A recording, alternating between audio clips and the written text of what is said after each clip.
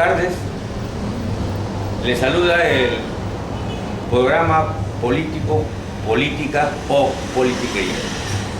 Pues estamos con la presencia del señor Benjamín Sandoval Aredo, es contador público colegiado y tiene experiencia en gestión pública. En esta oportunidad nos va a tocar el tema presupuesto. Con usted, Sandoval, lo dejamos con la red para su saludo y la exposición del tema. Gracias, ingeniero César Ibáñez, nuevamente por esta gran oportunidad que me brinda. Voy a hacer un esfuerzo de síntesis para poder resumir respecto del tema que usted me ha propuesto, porque considero que es de mucho interés para la opinión pública que quisiera que sus recursos sean bien invertidos a través de sus respectivas autoridades. El tema concreto que usted me ha propuesto discernir en este momento es sobre presupuesto.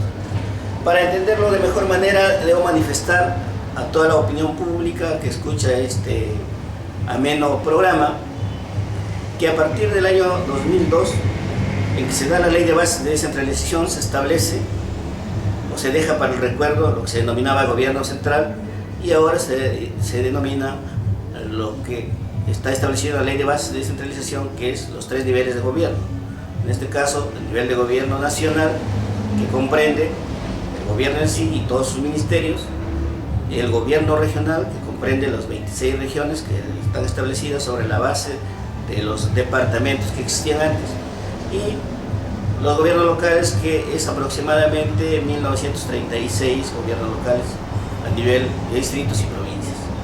Entonces todos ellos, como instituciones públicas, están en la obligación de formular lo que se denomina sus presupuestos públicos. ¿Para qué? Para un año. La ley establece un año fiscal que comprende desde enero a diciembre. En ese sentido, cada institución, a través de sus correspondientes oficinas, formulan los proyectos.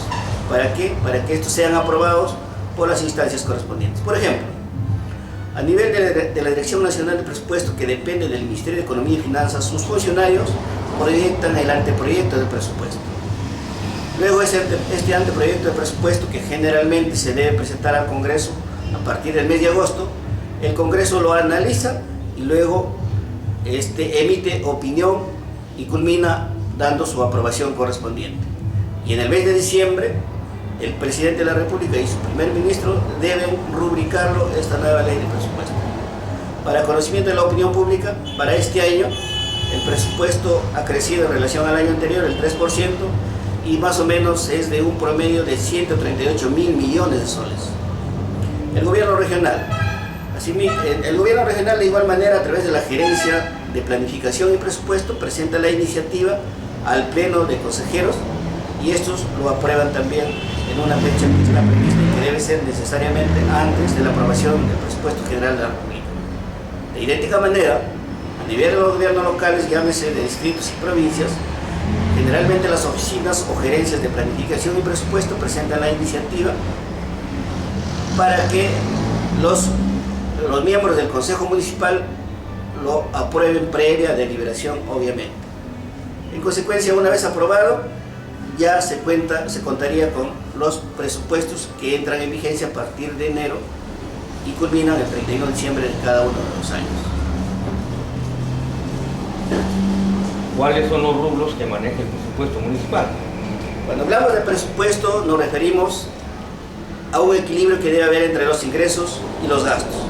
Generalmente los ingresos provienen de fuentes de financiamiento. Las fuentes de financiamiento de un gobierno local, del cual estamos un poco más familiarizados y que necesitamos tener conocimiento, son, por ejemplo, en el caso del Porvenir, lo siguiente. La fuente más significativa es la que proviene del canon minero. En segundo lugar está el Fondo de Compensación Municipal. En el caso del distrito del Porvenir, canon minero le está llegando un promedio de 10.800.000 soles. En el caso del Fondo de Compensación Municipal, al distrito del Porvenir le está llegando un promedio de 8.700.000 soles. Y asimismo, por concepto de programa Vaso de Leche, le está llegando aproximadamente 1 millón, que se juntan con lo que se denomina también comedores populares. Asimismo, la Municipalidad Distrital del Porvenir recibe, por concepto de regalía minera, por concepto de canon forestal, por concepto de canon energético y por concepto de canon pesquero. Obviamente estos últimos conceptos son pequeños y no tienen mayor relevancia en lo que concierne a los ingresos del presupuesto municipal. De igual manera, a nivel del distrito de la costa se capta lo que se denomina renta de aduana, que en el caso del Porvenir es un promedio de casi 700.000 soles. Acumulado todo ello, se determina a cuánto asciende el presupuesto de ingresos. Sabiendo cuántos son los ingresos, se hace la distribución correspondiente. Y generalmente la distribución consiste en determinar cuáles son los gastos corrientes, cuáles son los gastos de inversión y cuáles serían los compromisos para asumir, en caso hubiera, deuda. Si no lo hay, solamente habría dos rubros: gastos corrientes y gastos de inversión. Los gastos corrientes generalmente se gastan a través de lo que se denomina las actividades. Los gastos de inversión se ejecutan a través de lo que se denomina los proyectos de ejecución de diversa naturaleza, que los mismos que han sido aprobados en lo que se denomina los presupuestos participativos con el concurso de la población organizada. Señor Sandoval, si sumamos el monto que recibe del canon minero y el fondo común, aproximadamente son 18 millones de nuevos soles por año.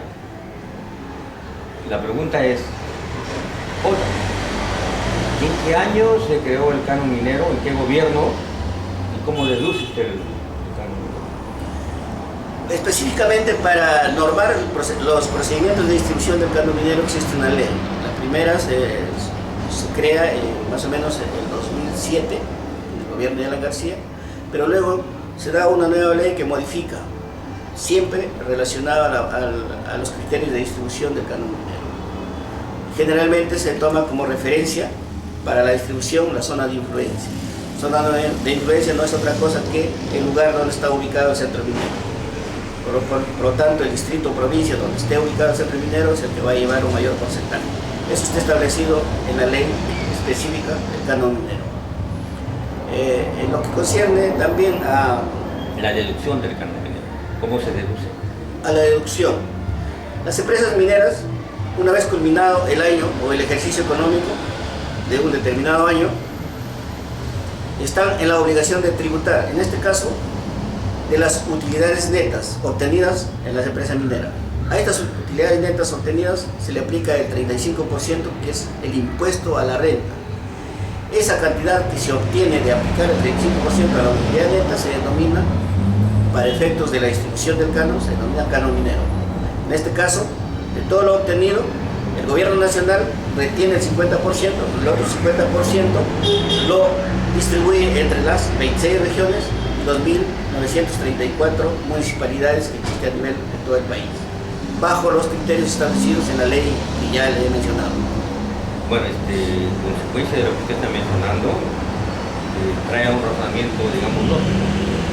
Nosotros sabemos de que el IGB, los aranceles, el impuesto a la renta, va a un rubro que se llama tesoro público, ¿es cierto? Todas las recaudaciones se van al tesoro público. Entonces, una vez que está en el tesoro público, ya pertenece un dinero que pertenece a todos los peruanos. No, pero nos da un pensamiento o nos da una idea de que el gobernante que estuvo en esa oportunidad para confundir a la población, hacer creer de que las mineras pagan canon, porque todos pensamos que las mineras pagan canon. Pero usted nos manifiesta que es el 50% de impuesto a la renta. Y ese dinero se supone que cuando llega al tesoro público le pertenece a todos los peruanos, ya no le pertenece a la minera. Entonces la pregunta es, ¿quién la paga? ¿Lo paga el tesoro público, lo pagamos los peruanos o lo paga la minera? De repente con el objetivo de defender condiciones de contaminación y de explotación para justificar eso. ¿Qué nos dice al respecto, señor Sandoval? Mira, lo que ocurre es que la minera dice, yo como empresa minera estoy cumpliendo con el pago puntual de mis impuestos. ¿En qué consiste ese pago puntual que ellos aluden?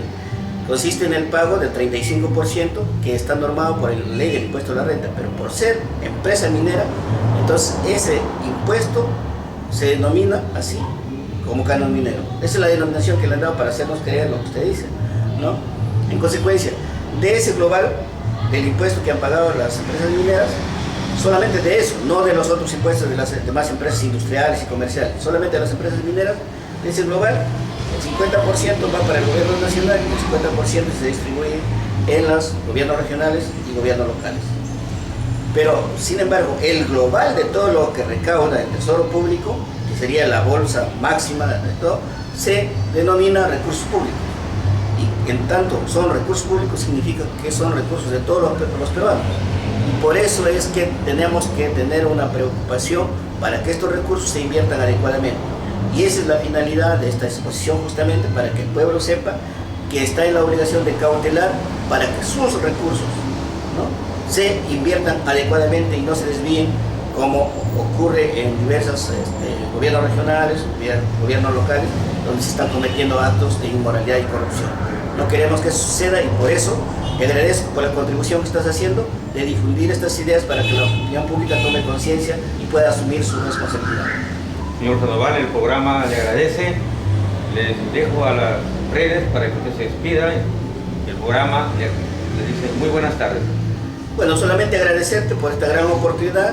Creemos que de esta manera estamos contribuyendo con nuestro granito de arena para la toma de conciencia de la población a efecto de que contribuya adecuadamente en la fiscalización de sus recursos y que estos sirvan al final para que se traduzca en una mejora de la calidad de vida de la población. Gracias. Buenas tardes.